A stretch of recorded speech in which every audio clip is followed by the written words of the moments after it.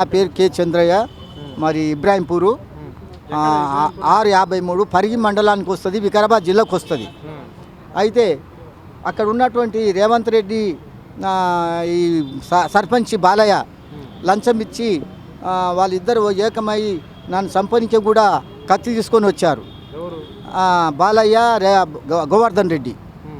అయితే వాళ్ళు సంపనికి వచ్చిండ్రు. మళ్ళీ ఇంతకుముందు కూడా నన్ను కత్తి లేపిండ్రు. ఎప్పుడు 3 నెలల క్రితం కూడా పోయినా ఇబ్రాహింపూరు పోయినప్పుడు కత్తి కూడా లేపిండ్రు, చెంప మీద కొట్టడానికి వచ్చిండ్రు. అయితే ఈరోజు జంపే తీసుకున్నారు. నిన్న జంపే తీసుకున్నారు. నన్ను కొట్టనికే జంపే తీసుకున్నారు. ఈ పరిస్థితి అయింది.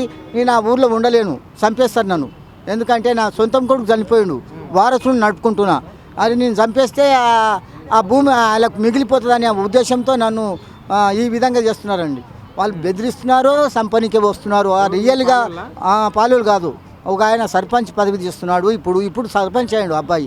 అయితే ఆయన నా భూమి బటాయి కానీ ఇచ్చినాను. బటాయి కానీ ఇస్తే ఆయన కబ్జా చేసుకున్నాడు. ఇప్పుడు నేను హైదరాబాద్లో ఉండిపోయాను. కాబట్టి అదే సమస్య. ఈరోజు నాకు ఆర్థికంగా మన రేవంత్ రెడ్డి గారు పుణ్యంతో నాకు సాయం చేయించాలని, ఇంకొకటి ప్రాబ్లాలు ఉన్నాయి నాకు. అన్ని సొంతం కొడుకు లేడు, భార్య మిస్సెస్ ఆమె కూడా చనిపోయింది.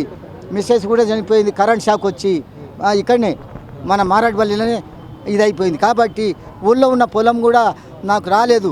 ఈరోజు కత్తి జంబే తీసుకొని చంపనికి వస్తున్నారు. నువ్వు హైదరాబాద్ ఓడవు, నువ్వు హైదరాబాద్లో ఉండు, ఇక్కడ రాకు అని జంబే తీసుకొని వస్తున్నారు. కత్తి వాళ్ళు తీసుకొచ్చారు తను చంపనికినే. చూపిస్తా 1 మినిట్.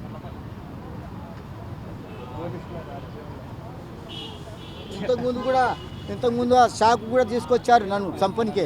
గోవర్ధన్ రెడ్డి ఆయన కమ్మరి బాలయ్య సర్పంచి నన్ను చంపనికే షాక్ కూడా తెచ్చాడు 3 నెలల క్రితం. మళ్ళీ ఇప్పుడు పోతే మన కలెక్టర్ గారు రాసిచ్చారు కాగితం. కలెక్టర్ రాసిన కాగితం కూడా ఉన్నది.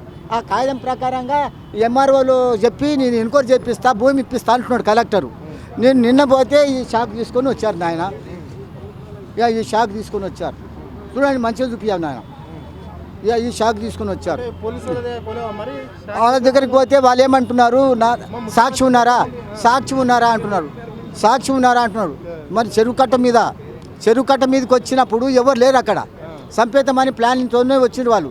ఎందుకంటే రెడ్డి కూడా ఇల్లు కడుతున్నాడు ఆయన తల్లి లంచం తిని సర్పంచ్ ఏమో నా భూమి కబ్జా చేసిండు.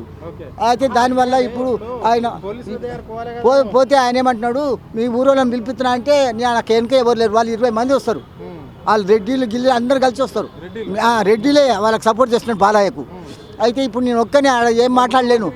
ఆడున్న పోలీసు వాళ్ళ దగ్గర చెప్తే వాళ్ళు ఏమంటారంటే, నీకు సాక్షులు ఉన్నారా, ఎవరు చూసిందా అని చెప్తే అడుగుతున్నారు.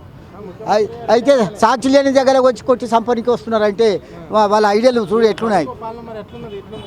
దానివల్ల నేను చెప్పేది అదే విషయం చెప్తున్నా.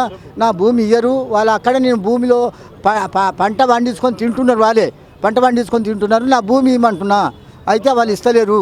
అయితే ఇప్పుడు ఏమున్నదంటే పోలీసు పట్టించుకోదు, ఎవరు పట్టించుకోరు.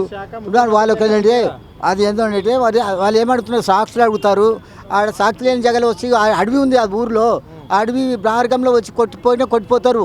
ఈ షాక్ ఎందుకు తీసుకొచ్చినా, నేను ఎందుకు చెప్తున్నా, నేను అబద్ధం చెప్తున్నాను. నేను ఇబ్రాహింపూర్ అంతా అడవే ఉంటుంది. అక్కడ నాకు ఇక్కడనే ఆధారం చూపించాలి. మళ్ళీ నాకు ఆధారం చూపించి నాకు ఆర్థికం సాయం చేపించాలి. భూమి పోయినందుకు